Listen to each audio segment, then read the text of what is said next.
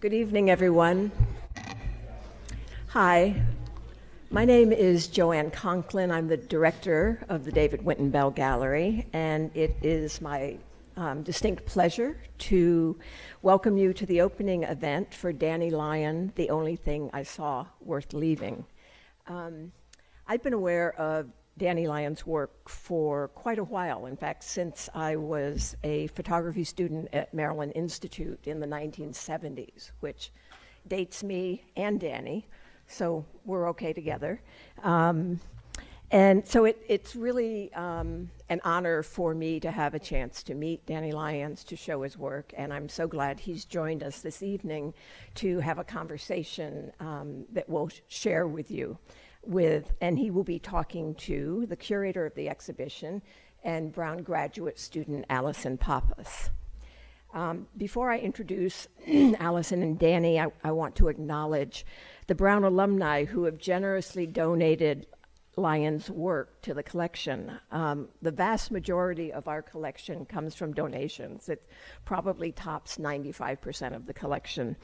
And so we truly wouldn't be able to do this exhibition without generous gifts from Jeannie and Dick Press, and also from Susanna Aaron and Gary Ginsberg. And Dick and Susanna and Gary are all alums and parents of Brown students.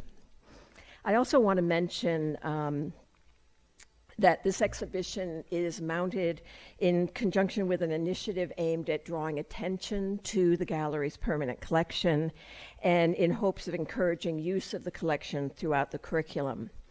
Two smaller exhibitions will be mounted in the lobby in the spring of 2019, one on photography and abstraction, and a second on photographic depictions of America. I also want to thank the Bell Gallery team for all they do to make our exhibitions and programs both handsome and educational. These hardworking individuals include Ian Alton Russell, Nicole Holian, Terrence Abbott, Ian Budish, Nishan Hale, Antonio Forte, Louis Turley, and Murphy Chang, and also our JNBC graduate curatorial assistant, Connor McDonald. Now, on the way into the auditorium, you may have noticed the striking wallpaper artwork in the lobby, and which also opens to the public today. It is entitled New Nose and is the work of artist Paul Chan and the collaborative Badlands Unlimited. It's part of On Protest Art and Activism, an exhibition that continues in the Cohen Gallery, which is in the Granoff Center for the Arts. Curated by Ian Russell, it was co-organized by the Bell Gallery and the Brown Arts Initiative, and is part of the Warren and Allison Kander lecture series. Tomorrow night, there'll be an opening reception for that exhibition in Martino's auditorium. It starts at 5:30, and I hope that you'll be able to join us then for a conversation on curating protest, art, and activism. Okay. I had the pleasure of getting to know Allison Pappas last spring and during the summer, as she worked with us first as a member of the Bell Gallery Advisory Committee and then as curator of tonight's exhibition. We at the gallery have, from time to time in the past, mounted exhibitions that were curated by graduate students.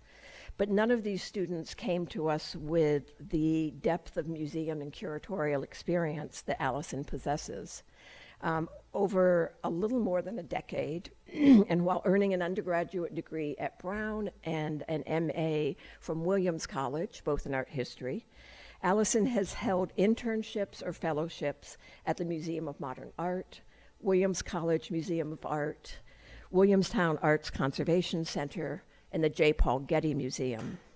In addition, she held the position of curatorial assistant and then assistant curator within the renowned photography department of the Museum of Fine Arts in Houston.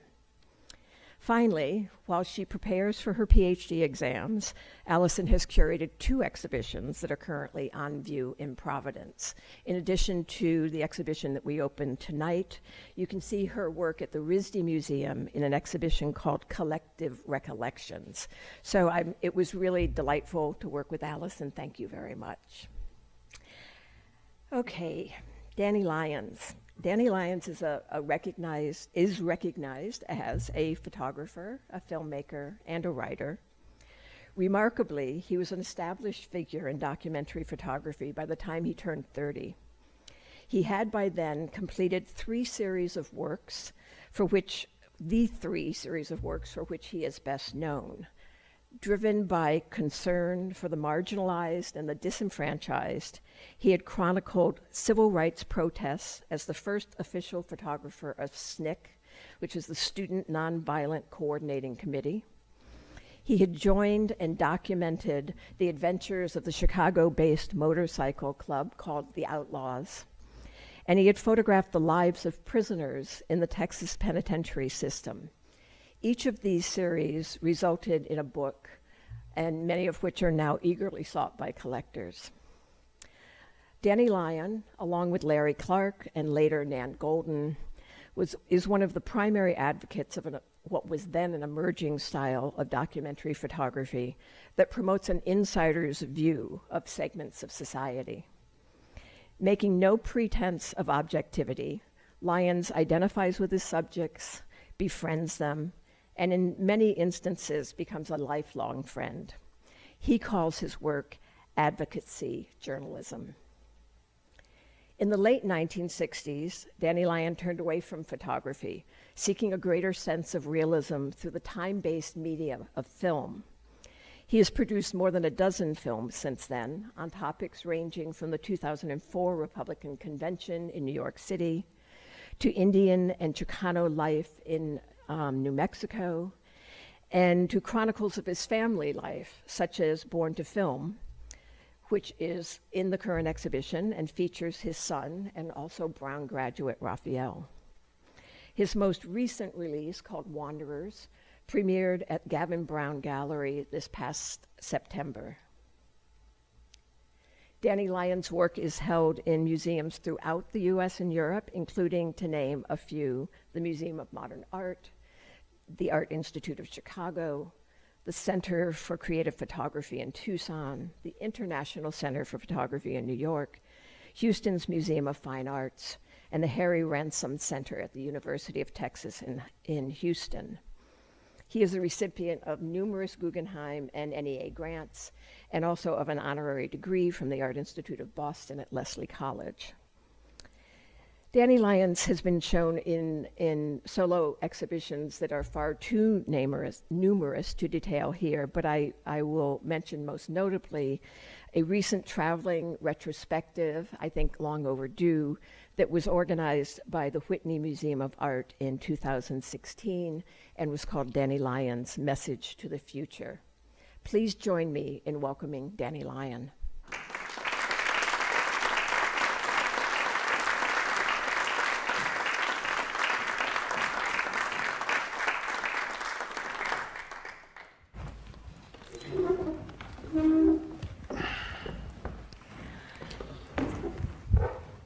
Why'd you move away?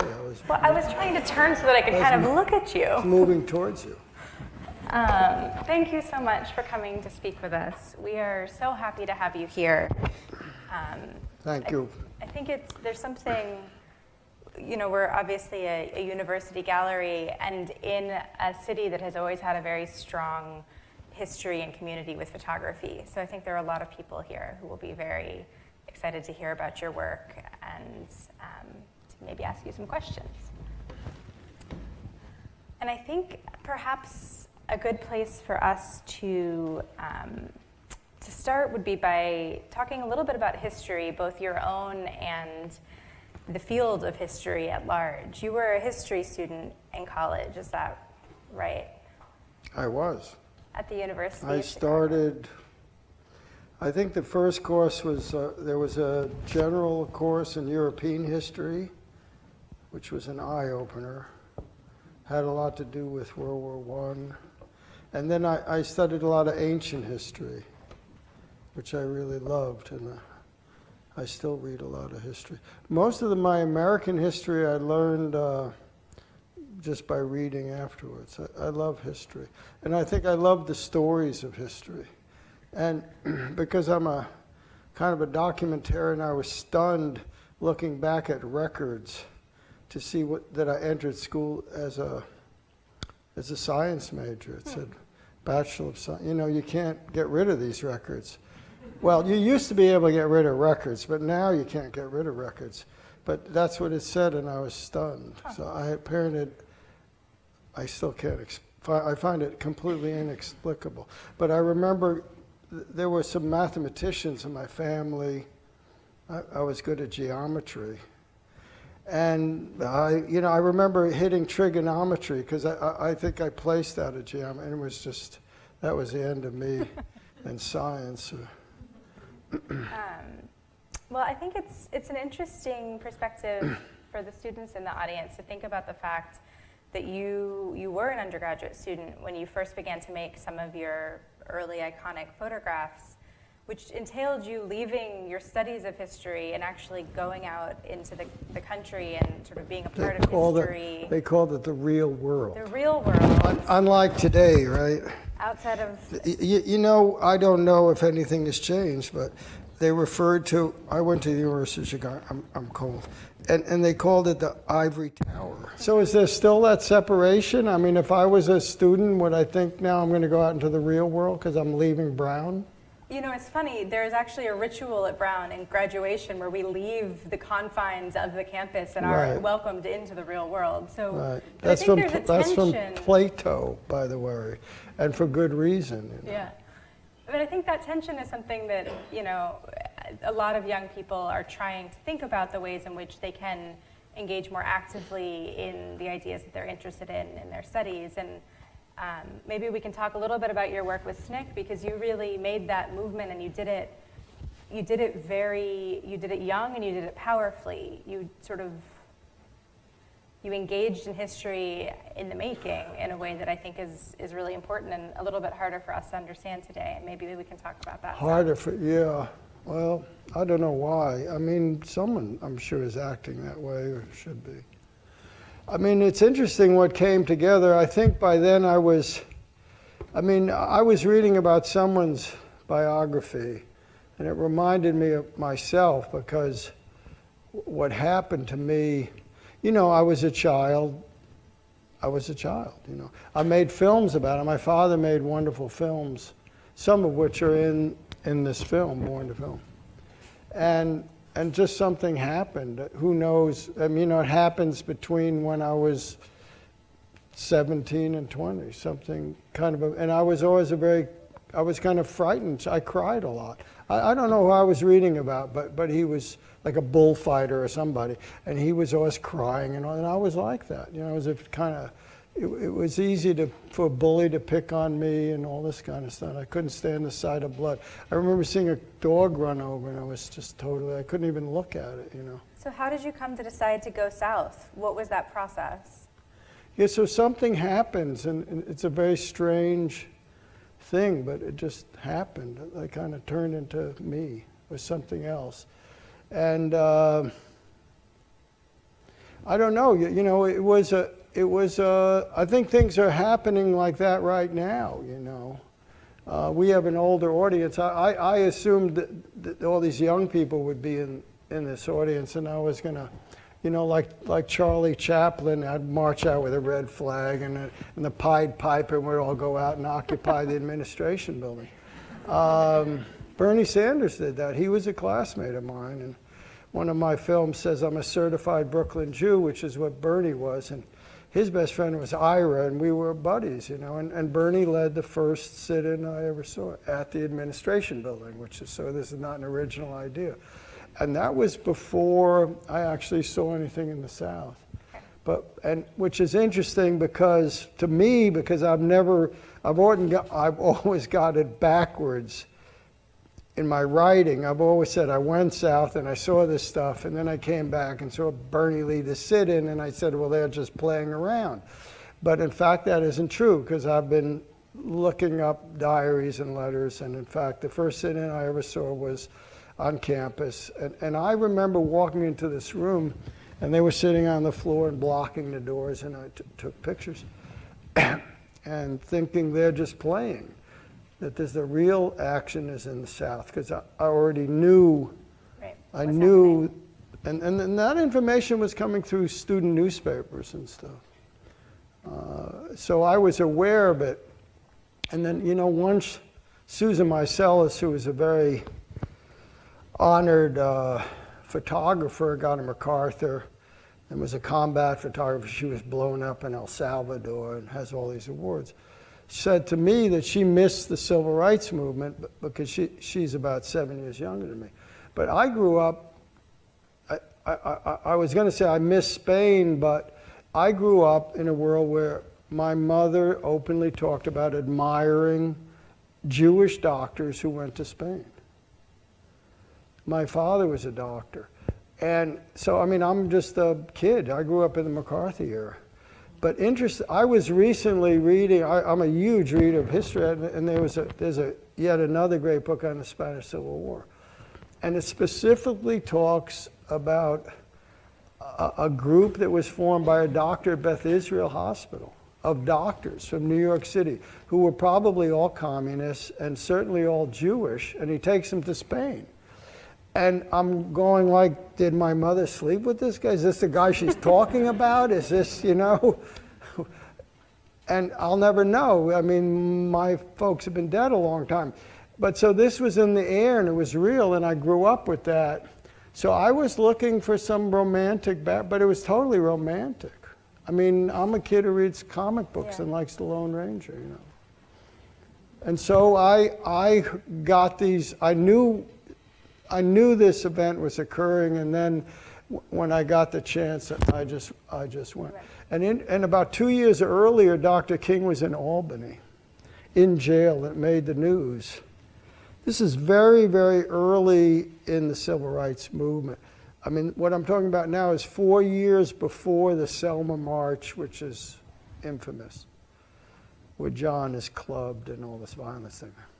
And I wanted to go, but I didn't have a car, I didn't have money, I had no idea how to get there. So it's just, I don't know why. I saw it as a fight, and I think something that people have forgotten about, there was a real political alliance between blacks and Jews. This was a very real thing within the Democratic Party and within the support of Roosevelt. And I was a Jew, and I was raised by a black. We had a woman called a maid, Maddie Brown, who I was in love with. She was like my mother. And we never talked about politics or segregation or anything. So it seemed totally natural. You know, it's hard to explain now in this country. I mean, the only thing I can think of is climate change, where intelligent people are sitting around thinking, they're crazy, look what's going on to the world. Well, basically everybody thought, you know, segregation is crazy, you know. What are they doing? I mean, this was normal where I came from. And so when this fight started, I thought, wow, this is great, you know. Yeah.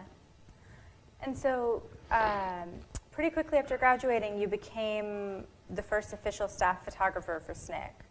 And the photographs that you were making were being disseminated by the organization through the movement?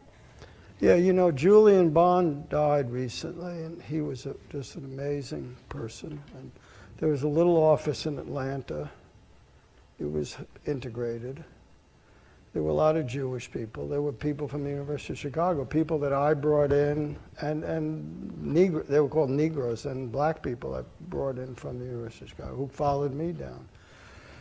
And that was home, Atlanta, and it was great, you know. And Julian had a little office where he was an office guy, and we'd make posters and flyers, and a person I worked with was Dottie Zellner, who was still alive. She's 80 years old. And we'd make pamphlets. So I was the photographer, and they'd put these things out, and it was propaganda. So something that I think is interesting with your work is that that's a good one. It's a good one. You know, this was actually the very first trip, and I met John Lewis, who I'm still friendly with, and he basically said, you know, go down, keep going. And I went to Nashville, and people put me up, white people. And then I got, and you know, and this is gonna, in a way, I'm just this kind of selfish Jewish kid. My father's a doctor, I'm used to comforts. And I'm thinking I'm getting away with something. These people are feeding me, you know, giving, I mean, I really thought like that. I thought this is kind of amazing, because to me, I was just on an adventure, which it was a great adventure. But when I got to Atlanta, whoever came to the door said, they're all down in Albany. You know, I get on a bus. And I didn't want to sit in the bus because I didn't want to sit in the front or the back or whatever you're supposed to do, you know. So I stood, and there was another guy standing in the bus. He was really a nattily dressed black guy, and that was Wyatt T. Walker, turned out. He's standing in the bus. So here's this kid who knows nothing talking to this very important lieutenant of Dr. King. And he said, you know, when we get there, don't go over to the black section because it'll be too dangerous. Go in the daytime. So I get off the bus at this place, which is Albany, Georgia. And it was scary and very exciting. You know, there were mosquitoes and bugs because there were lights. I don't know why the lights on. And there were a lot of, all these fat people. I don't know why. Policemen then were always overweight. These were the policemen. And they're all standing around. And it's like I get off the bus in my army jacket, and I had enough brains.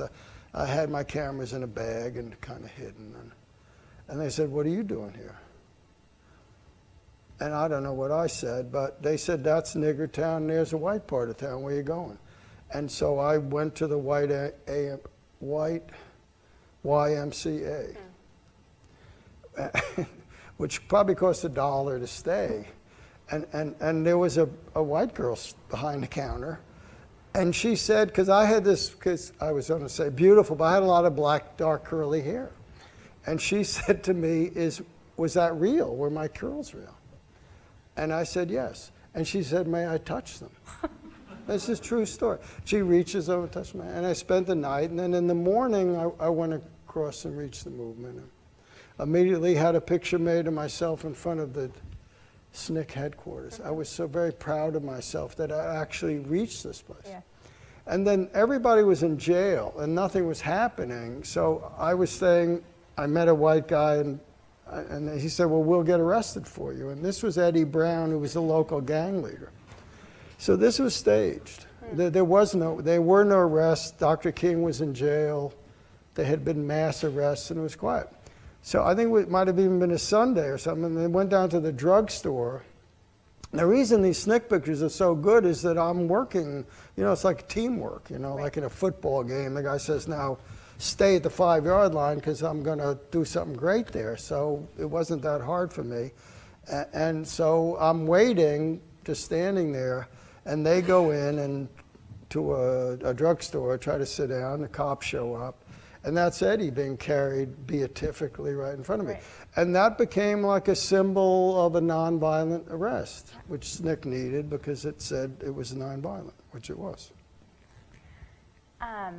So I think that sort of is a way of thinking about one kind of work that photographs can do and that your photographs have done very directly.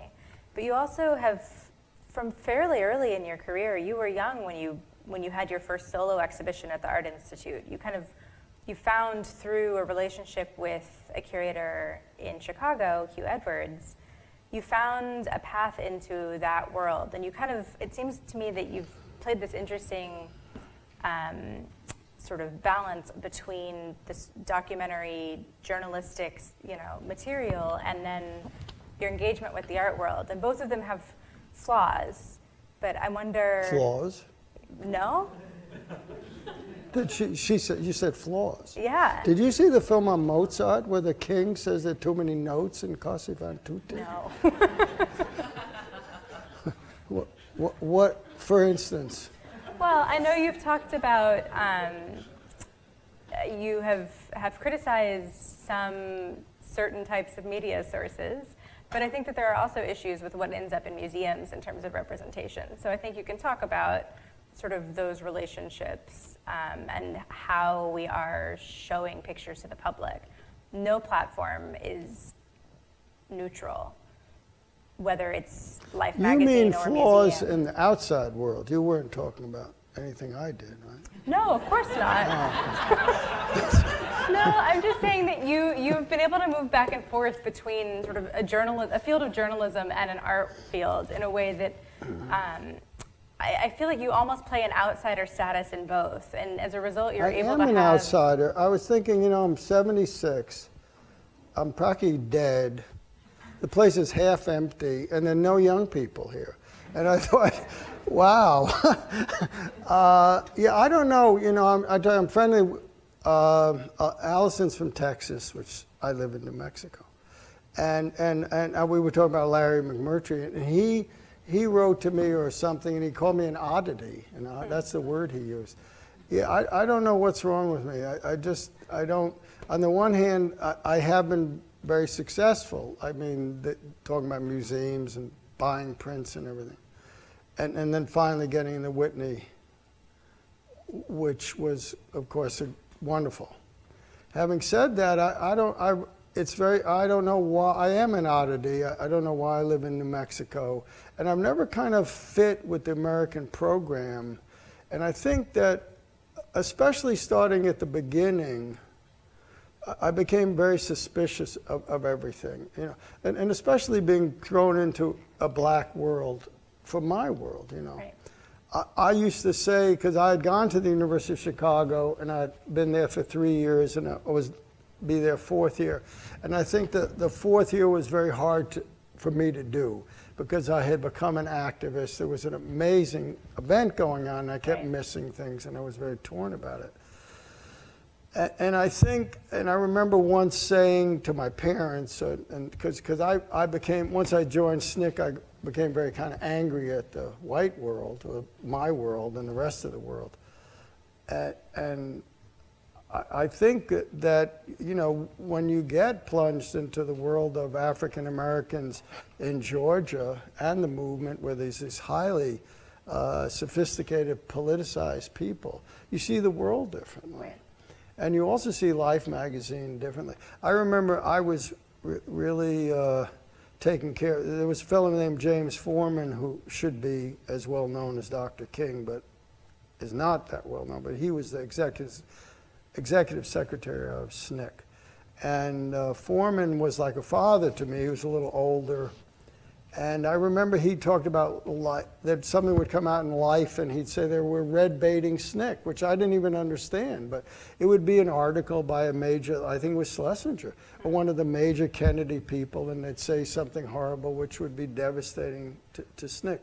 So there were things going on way beyond me. But I think once I got a camera, you know, I had admired Gene Smith and I was sophisticated and educated.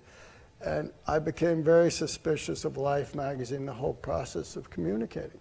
And in addition to that, you know, I thought of myself as a journalist, but I think, in fact, I was functioning like an artist because I just didn't want them to mess with me. You know, I think an artist makes a painting. I'm not really friendly with those kinds of artists, but maybe they talk to their dealers about whether they should, you know, how big they should make them.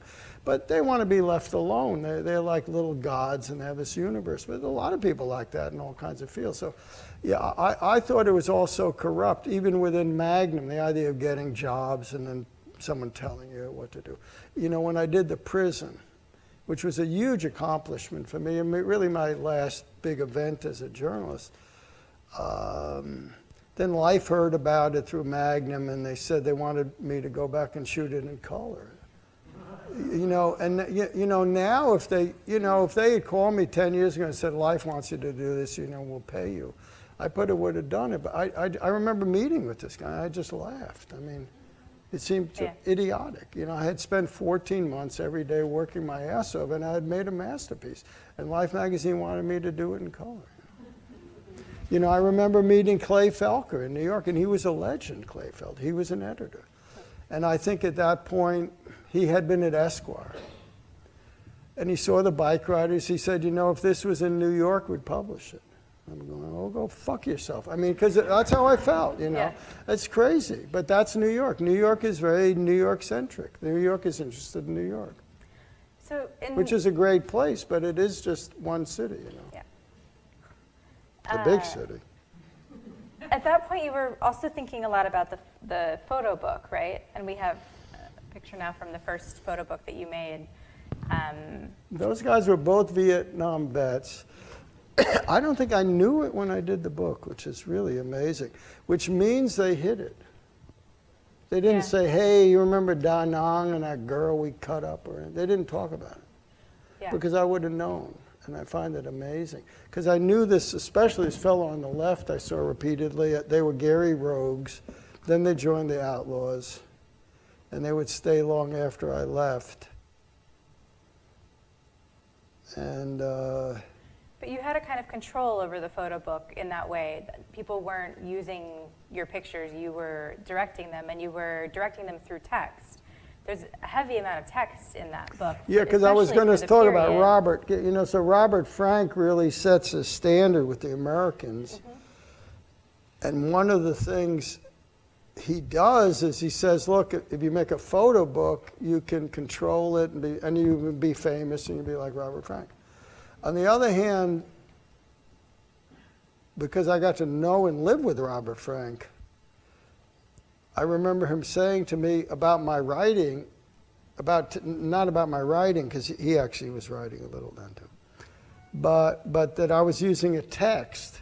He says, well, that's the end of it. That's he's Swiss and it's a second language, and at the time he just speaks in very kind of short sentences.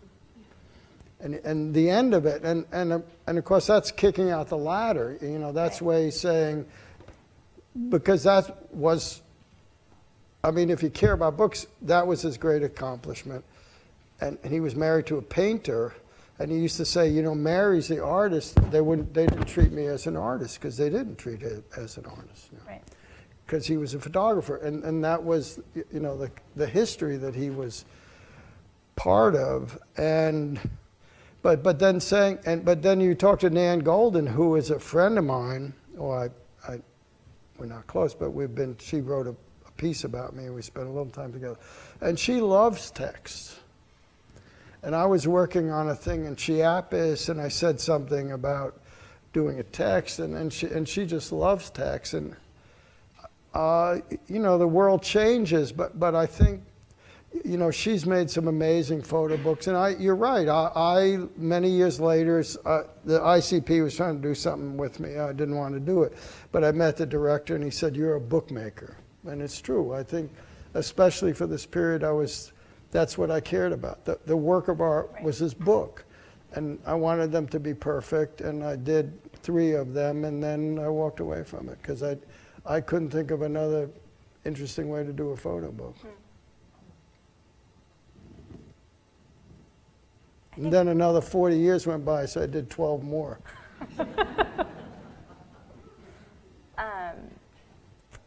I think something that's really powerful about the books is the fact that you put your photographs and your text alongside the words of your subjects in both Conversations with the Dead and The Bike Riders. I notice in the show that you have a lot of text, and it's often from Billy McCune. But what you don't do is say that he's retarded or the prisoner. One label that explains who he is. One little label. Because it's pretty amazing. We're at a university and you're looking at a picture, and then you read this text, and it's very accurate. He says, but you don't really know what a prison cell's like, and it just goes into this kind of rant. I think that's great that you did that. That's how I felt about Billy. You have a degree, right? I once said that to a marriage counselor. but you have a degree, right? Me too. Okay, so we're educated people. So anyway, McCune is feeble-minded. Yeah. He's lived a life of unmitigated suffering. He was sentenced to death, lived in death row, and then spent 20 years in isolation. A total horror scene. I mean, just straight out of the Nazis. And so, but when he started writing, I was going like, oh my God, this guy's amazing. And I don't think there's hardly any editing involved or changing. So in retrospect, he's a kind of infant savant. Is that what he's a guy who can't do certain things, but is a genius at other things. He can watercolor, he can write, and all these things. Just amazing, you know. But I think the balance of having his perspective in that book is what makes it so incredibly impactful. And I think that's something it strikes me that throughout your career, you have often ended up forging these relationships with people. You find a strong sort of point of contact with people who have very different backgrounds than yourself. And I think that's something that comes through in the photographs in a particularly... You know, Billy McCune was released from prison a few years after I worked with him. And he spent like 25 years in freedom. I want to say that because it's true, and I want to say that because it'll make you feel better. And you know, the people have accused me of exploiting people and using them, because I do use people. I don't think I exploit them. But I visited Billy McCune because this guy does this radio, I forget what it's called, but it's a big deal now. He does this, David Isay, his name is, he got a MacArthur too. But he does these radio things, they're very popular now. He sets up booths and your mother goes in there and says how she loves your father. Anyway, he reached me and said what happened to Billy McCune, and I knew where he was, and I flew out with a sound recordist to see Billy. And he was alive, and I hadn't seen him. He visited me once. He appears in this film, Born to Film, by the way. Anyway, so I really hadn't seen him for 20 years, and I wasn't friendly with him. He was a psychotic I knew in the prison. Almost my entire relationship with McCune was through the mail or through bars, just like that. That was the whole relationship. Once he showed up at my house for 2 or 3 days, it was a nightmare. And that was it. And then he vanished, and I heard about him. I go and visit him. I mean, it's a long story, but he said to me, I want everything you ever did for me is good, he said. And that means a lot to me. There's a film in there of a guy who used to be called a wetback, who's an undocumented worker, who's the kind of person that our crazy president is persecuting. He's a Mexican worker, and he's making adobes. And I used to smuggle him in because that's how you got a Mexican into the United States. He worked for me, and the border was near, and I was his coyote. And he built my house, he built my studio, did all this stuff for me, and I made a film about him. And last year he became an American citizen. His daughter is like an American, he lives nearby. And he's 81 years old. He's a citizen now. And I went to see his daughter. They live about 3 miles away. And we were looking at this film that's in the show. And his daughter, Fabiola, who's educated and sophisticated, said, I want to thank you for what you did for my father. So I feel very good about that. These other guys doing life sentences came by in the house and signed the book, said, thank you, Daniel. It meant a lot to me, because I do use people, and but they're real people. And you find the beauty in them even when the surface realities can be challenging or even ugly at times. And I think that's something, you've talked a little bit about the fact that making beautiful photographs can help people to uncover truths. And I think that's a really, it's not something people say very often about photographs, but I think it's how photographs work. We're attracted to them. Make who uncover a truth? I'm being very hard on you. No, it's fine. It's they help you're viewers. From Brown. I think Did you go to Brown? My son went to Brown. I know. I was completely against it. It was, well, I've been divorced from his mother for 40 years. It was her idea. Where did you want him to go? Anywhere else. Now, it all worked out. So I mean, he runs a bar in Bushwick. I guess it helped him. He owns the bar. It's a meadery. I said, Rafe, do you want to come? He said, no. That's okay. I understand how he feels. I think what I'm trying to say is that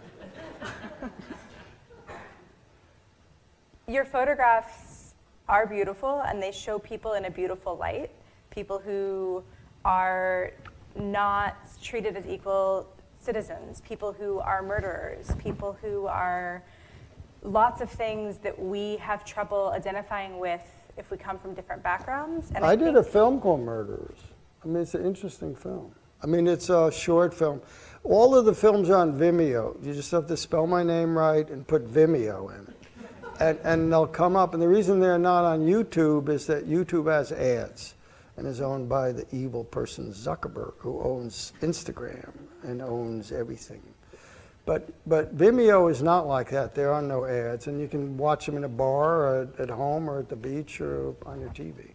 You just look at the film. And one of them is called Murderers, which is a low-resolution film. And I think there's about five. You know, I met a guy in the street in New York, and he murdered someone, and I filmed him, and it was a great scene. And then I started thinking about these murderers I know. And so somewhere in Arkansas, and one was Michael Guzman, I went to see him.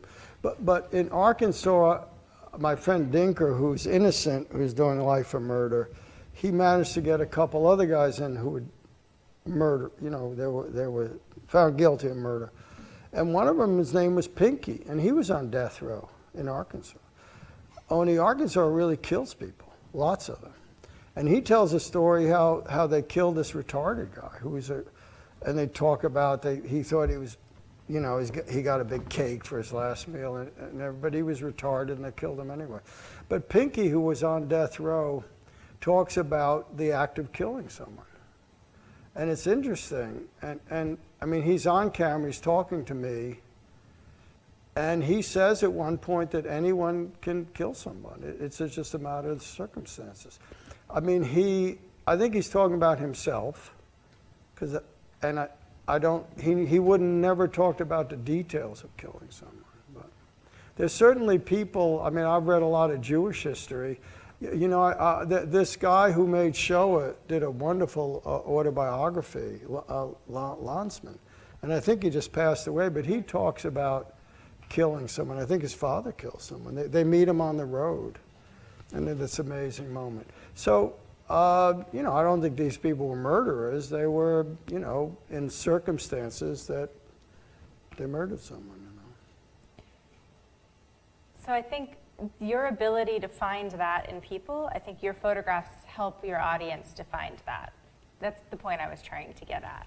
I think that there's a way that your photographs allow people to have that access. And I think you know, I saw there was it was just a photograph in the paper, but I think it was Pittsburgh, and someone had a sign up saying "Build bridges, not walls," and I crossing Ohio was on a bridge, and that's probably my single most popular photograph. And there are a lot of other photographs I make of bridges and with bridges in them. And there was a wonderful critic in San Francisco who died. He just started writing about me and he died, which is, I mean, I shouldn't laugh at someone's death. Tom Albright, he was a wonderful writer, but he was comparing my films with Robert Frank's, and he talked about all the bridges in my films and how my films reach out to people and bring people together, disparate people together, which is what a bridge does, you know. The films are also, we can play we've got a short clip of one. I think— You better tell them what you're doing there. What I'm doing? Yeah, what you're doing. This was not my idea. Oh, I'm sorry. We've chosen a clip from Born to Film, which is shown in its entirety in the exhibition, which is a film that brings together footage shot by Danny's father with footage that he has shot. So this clip has it kind of moves back and forth between different periods of time. This film we're looking at was 1939. It's a hurricane in Florida, in Miami. And a hurricane? During a hurricane, that's why it's raining so much. Dad shot it. My dad shot it. Just before it blew up. Just before he got blown away, huh? I'm gonna try that new piece that you gave me. Oh, I like that snake. He just sort of curls around me. Hey, snake! Snake, I want to put this guy back, Daddy. Here, Hey, snake! I'm trying to make sure he doesn't, strangle me. That's the first part of it, right? Here's that picture again. That's Bertha there. She was living in America, but she used to live in Germany. They were born in Germany, and they came over here. I wish I could see Bertha. He's dead. She went crazy before he died. She died. They put her in a mental house. So they're waving goodbye, and then Dad goes on a boat with Mom. He's all waving goodbye to the boat. Oh, I like this part. That's the Empire State Building. That's New York City a long time ago. Daddy, it looks the same. You see it? It does look the same. Are you going to do any more work? What do you mean, I'm cutting them? Yeah. Oh, yeah. Well, you better get to it. We got to get this film done. But should I turn this off? No, turn it on. Make it go faster. I think this film's going too slow. I'm going to make it go backwards. So this is not the good part, right, Daddy? Yeah, this is a lousy part. Better make it go faster.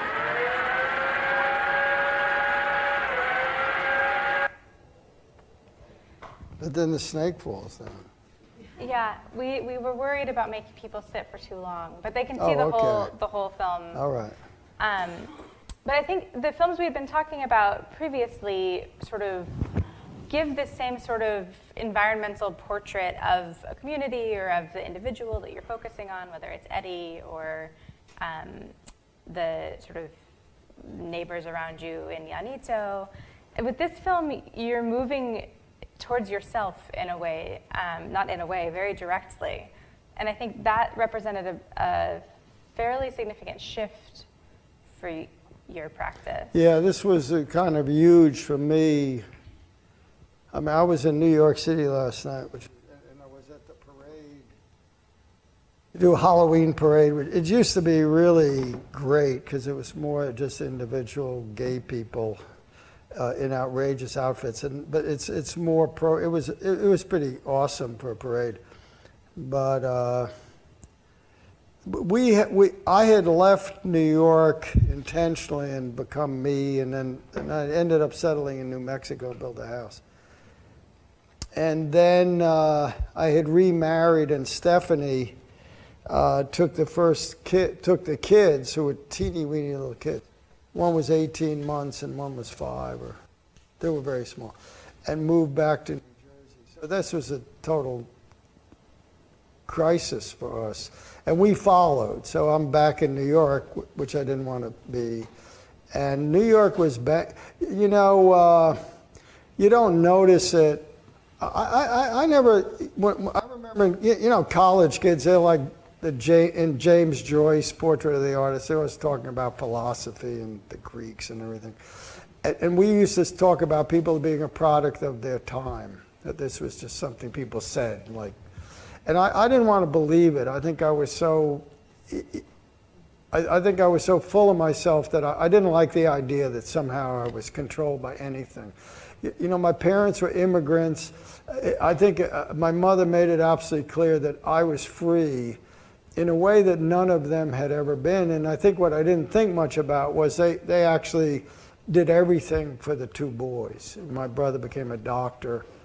I remember once talking to someone who knew my father, and he said, "Why don't you be a doctor?" I said, "What are you talking about?" And then he said something like, "Well, your father has to pay for it." I mean, it was a kind of weird comment, I thought, but he was basically saying, he paid for your brother, he got to pay for you and everything. And I'm like, well, there are 2 answers to that. One is, I'm afraid of blood, and the other is, I don't want to be a doctor. But Maybe I've that drifted. explains that So Bachelor what of was Science I was, entrance, though. why was I talking about that? We were talking about the turn to the personal, your family in this film. Yeah, so there's this big crisis, and I start making a film. Oh, I know what I was talking about. So I start making my father, my mother and father had also died suddenly. Really, for me, they were in their 60s, so they weren't very old. And I started, I think, because I had both lost my children and I'd lost my father, I started working with his films and photographs, and I started working with my own kids in a more serious way because they were only with me on weekends. So I would photograph them and make Polaroids, and then they'd be gone, and then anyway. So I anyway make this Born to Film, which is really about myself. And it's different, but what I was trying to talk about history anyway. New York City was bankrupt then. I mean, it was really a horror scene, and our place was down on Christie Street. I paid $300. There was a shooting in the building. I mean, there was the slasher killed 2 people in the park. And, you know, there's a Whole Foods there now. It's a very I have an apartment there now. It just like tripled in price in a month or something. It's a very shishi neighborhood, but it wasn't then. It was really was a whole prostitutes and drugs, and it was a very ugly scene. And that's where we raised these kids, because that's what we could afford.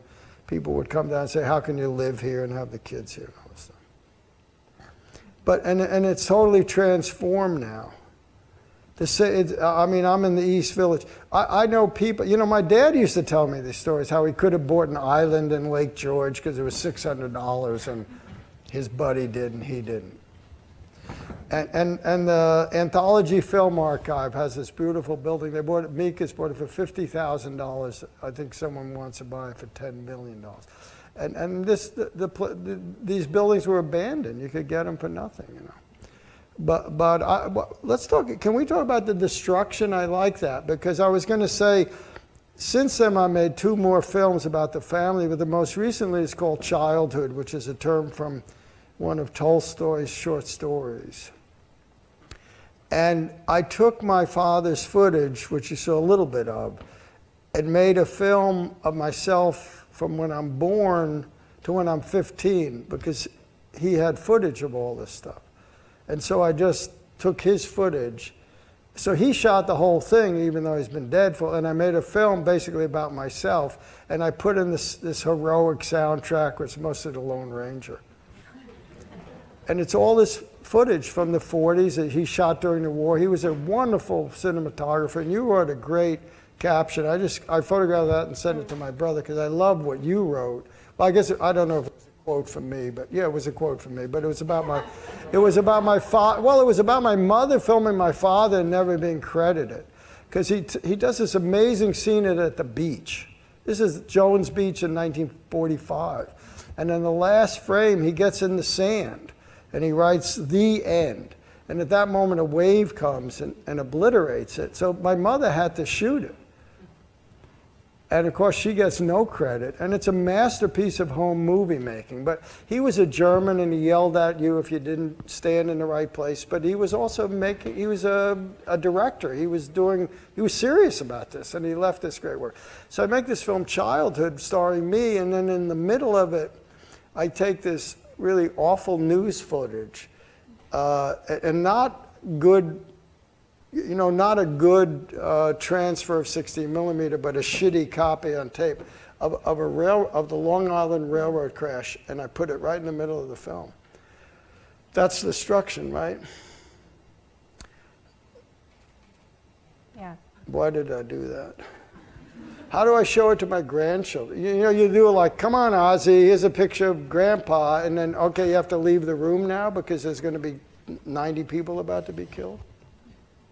But that was part of my childhood. I saw this railroad crash.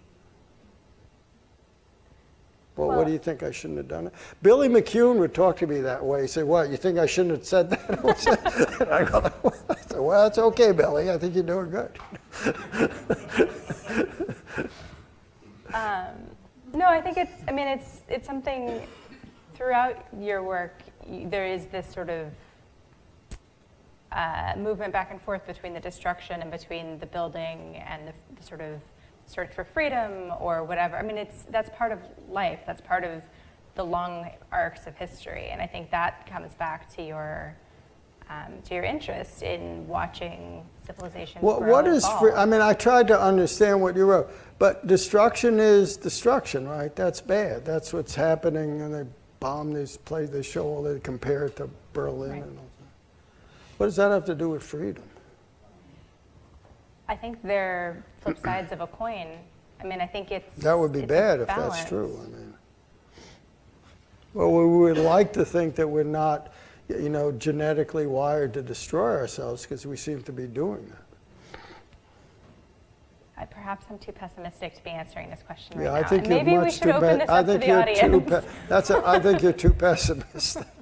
Yeah, I don't think you can be pessimistic. You know, I think you have to be hopeful just to stay. I think life itself includes hope. Just the act of being alive. You know, if you think it's hopeless, wait until you're dead, or almost dead. Yeah. Do we want to take some questions from the audience? We have mics set up.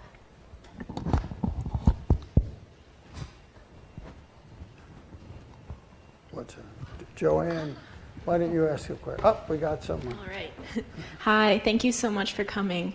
At one point, Allison mentioned Hugh Edwards, who was the curator of photography at the Art Institute of Chicago.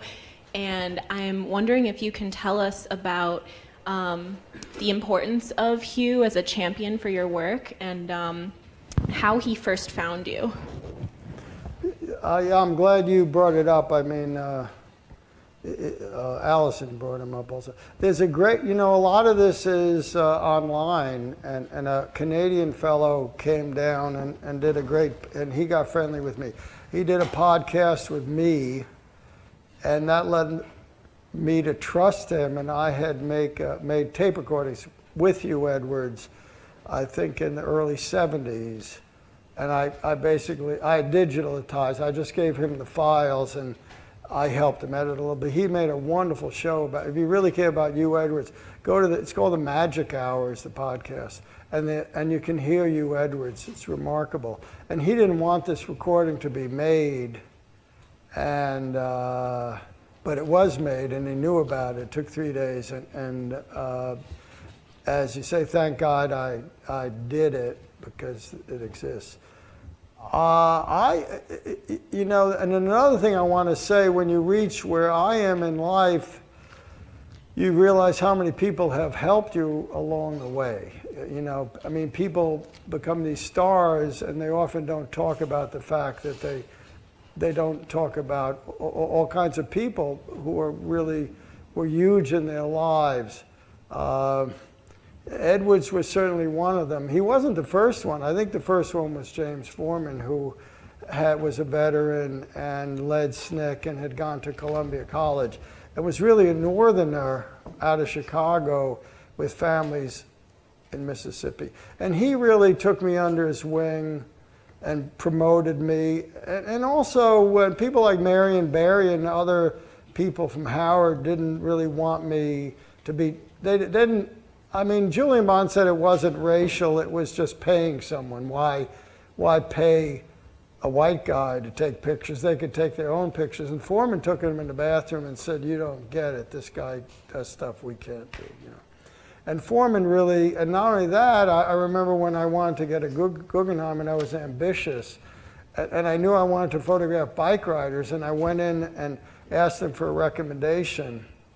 And he went in the office, he came out, he says, "Here's the recommendation, but I wrote them that you should stay in the civil rights movement." And I was going like, oh my God, he didn't get it, you know, something. I was horrified. And, you know, maybe I should have. You know, I would have been at Selma, I would have been in Lyons County, but I decided to move on with my life. And Edwards was known on campus. I think there was a guy named Brian Peterson. I think that was his name. Someone there was another guy named Fred Beckman on campus who was a photographer who had contact with him. And I remember Brian saying, these were other photographers, saying something like, he can get you a show at the Art Institute, you know, like a light bulb went on.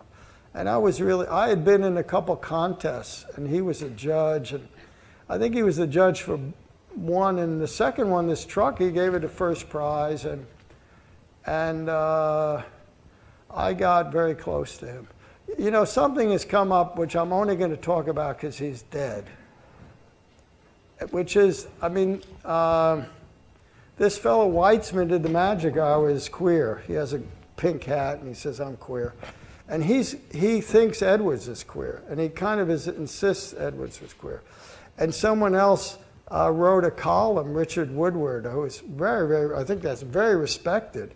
And you know what, the great curator, Elizabeth Siegel at the Art Institute did a show devoted to Edwards that included my work and the work he had done. And in a review of that, Woodward's goes on and basically says he's a closet homosexual and that's why he was so brave. And this all horrified me because you know, and I'm going back to a different time. One, I really felt it was nobody's business. Second of all, the guy was dead.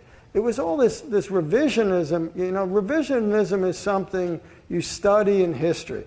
Revisionism is when we take our world and then go back and rewrite the past so it kind of fits into our comfort zone. And it bothered me a lot because whatever he did in his private life, it was private.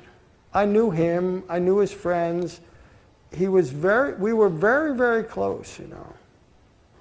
And once I was smoking a joint, because I was a pothead, with a friend of mine who was a kind of groupie around me. He'd follow me around, do everything with me, and kind of the kind of friend you have, you got to watch your back. He's so friendly. And at some point I started talking about Edwards, and he said, oh, he's just an old queer, you know. And again, I found it offensive. And I don't know if that makes me a homophobe, but I know how private this person was. And he talked about privacy. And it was a big deal to him. He didn't want to be on tape. He didn't want to leave a record of himself. He was a kind of genius, Hugh Edwards. He was also crippled. Am I supposed to make a big deal about that? Say, oh, he was crippled? He was crippled. He couldn't walk. He had crutches, and he was crippled as a child, you know. He had a horrible bone disease, and he was wheeled around in a cart. There was a lynching in his town. He was an amazing person. And you know, John Zalkowski was an exact contemporary of his. And because he was in Chicago, he didn't seek the limelight. And of course, he wasn't in New York. But I think he was much, much more important than Zalkowski.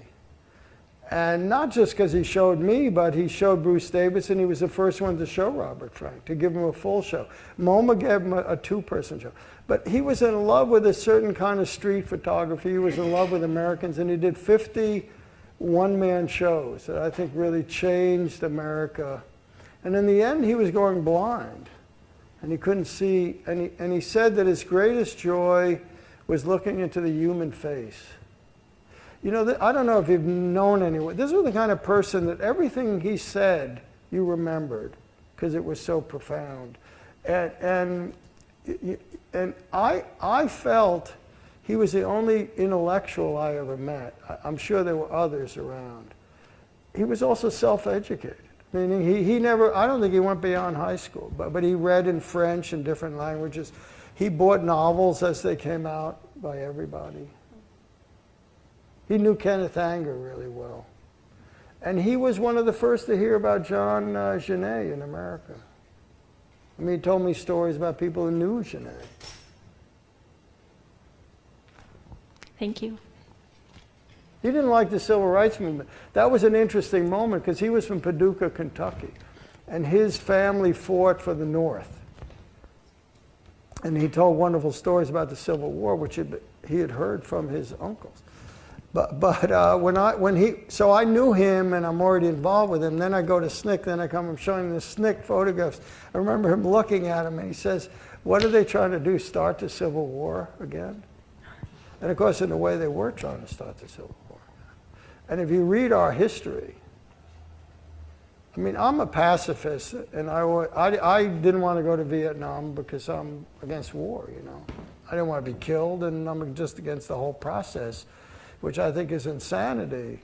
But if you really study the Civil War, that's a war I think you had to fight. You had to fight the Civil War.